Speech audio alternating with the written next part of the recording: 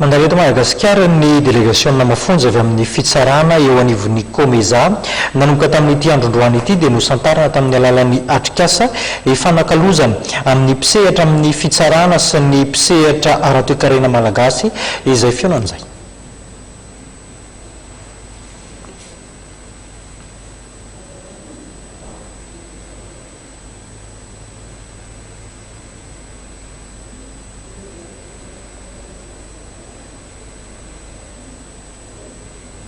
Tombontsoa ara-toekarena amin'ny firenena-mpitiavana mitsara ny raharaha fifandraisana ara-barotra toy ny fifananana ara-barotra tsy madio ary manao famelamelanana amin'ny ady eo tsy miankina sy ny fanjakana no asa tontosain'ny fitsarana Komeza.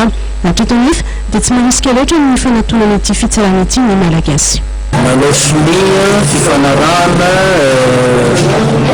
asa-pirenena zany mahakasika amin'le Komeza. Tonga eto zareo avy eo amin'ny cour de justice ny Komeza mahafantatra tsika misimisy kokoa mahakasika ny sehatra fitsarana satria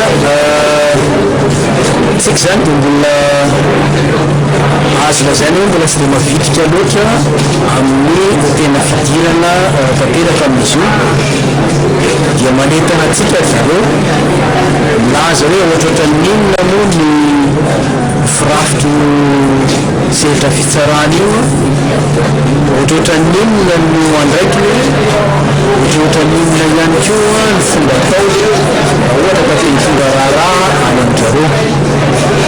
Ny tena kendrena moa zany amin'izy io dia mba hisy ny fifaninanana tena mety eo amin'ny sehatra ekonomika.